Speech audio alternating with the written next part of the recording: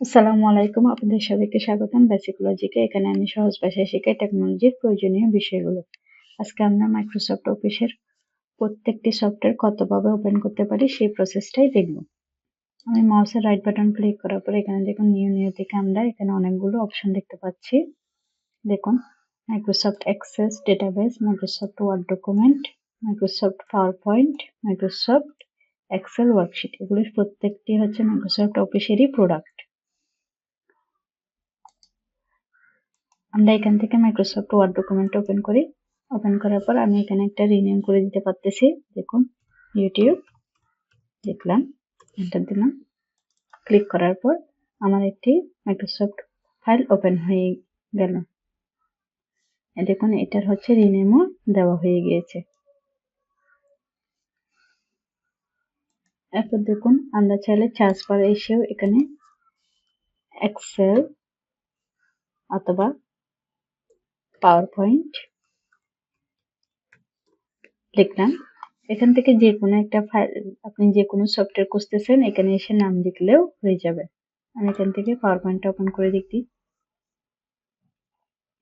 দেখুন আমাদের একটি ফাইল ওপেন হয়ে গেল। এখানে দেখুন এটার কোনো রিনেম হয়নি, যেহেতু আমরা রিনেমের অপশনটা পেলাম না তাই আমরা এটা রিনেম করে দিতে পারি না। এটা আমরা অবশ্য অন্য জায়গা থেকে রিনেম করে দিতে পারি, যেমন সেটিংসে গিয়ে এখান থেকে ব্রাউজে গিয়ে এখানে দেখুন রিনেম করে দিতে পারবো এভাবে।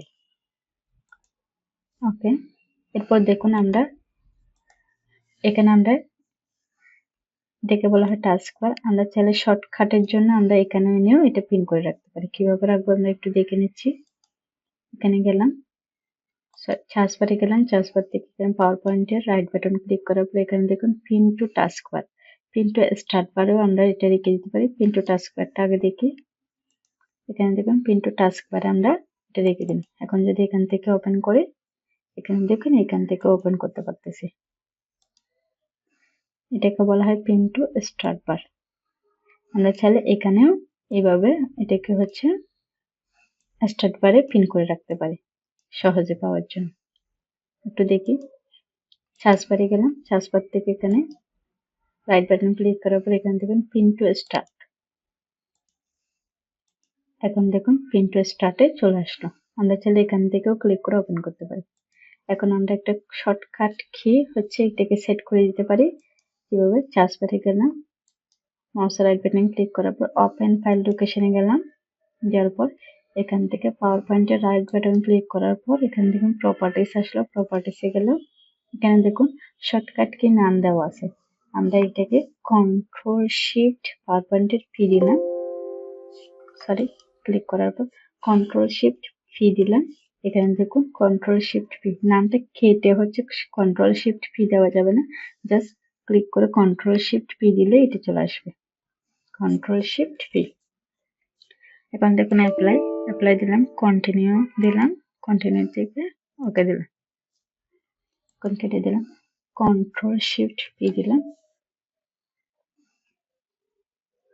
দেখুন আমার একটি ফাইল ওপেন হচ্ছে।